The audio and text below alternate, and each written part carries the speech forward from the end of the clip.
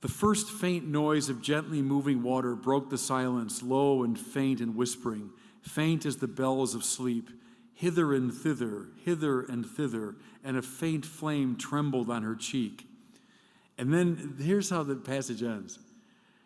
"O heavenly God," cried Stephen's soul in an outburst of joy. Well, see, that's how it works, isn't it? Is the beautiful particular leads by steady steps, if we allow its power to work on us, to the very source of beauty.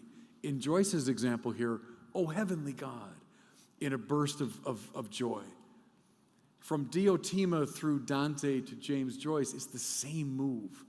And I would argue that's a deeply Catholic instinct, that the particular beautiful window or cathedral or ceiling or painting or sculpture can lead us to this moment, "O heavenly God."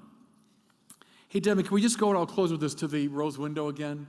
I want to just meditate a bit more on that.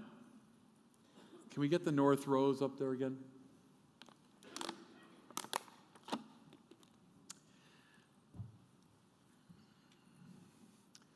At the very center of the rose, this is true of all the great roses, is always Christ. So you see, it's his mother. It's Notre Dame Cathedral, after all, but on her lap is the Christ child.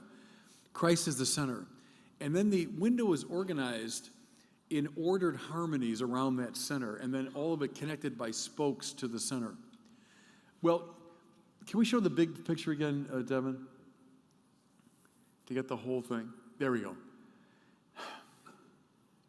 You see how the harmonic arrangement is such that all the parts relate to every other part, and all of them are drawn toward the center.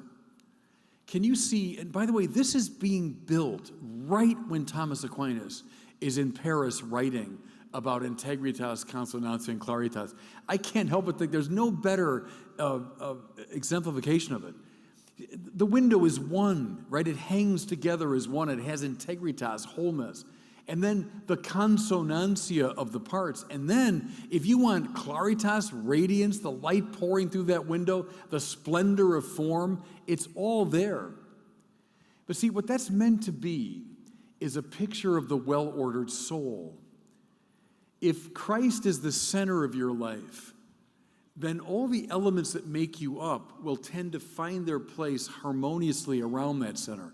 So think of, the French call those medallions, each of the things. Think of all those as representative of parts of your life. It's your private life, your public life, your emotions, your intellect, your friendships, everything. Are they all connected to Christ? Then they will tend to fall into a harmonic relationship around him. Here's something else that you might not be able to see too clearly, but right around the central window, there are 8 little circles. You see them? Now go the next row out. It's twice 8, 16. Next row out, it's twice 16, 32. And then another row of 32.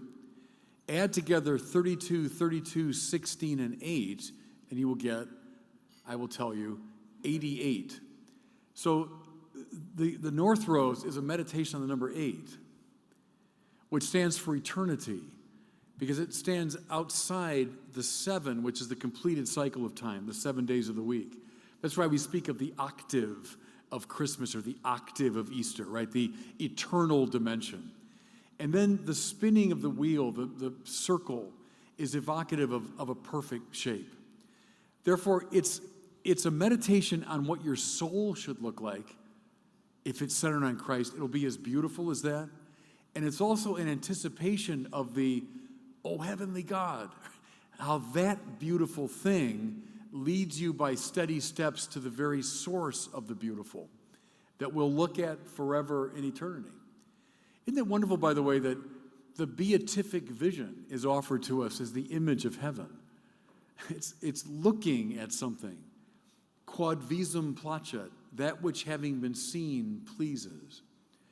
Beautiful things here below ultimately are anticipations of the beauty we'll see forever in heaven. And that's why it matters so much in our Catholic tradition. Listen, blessings, everybody. Thanks for listening tonight.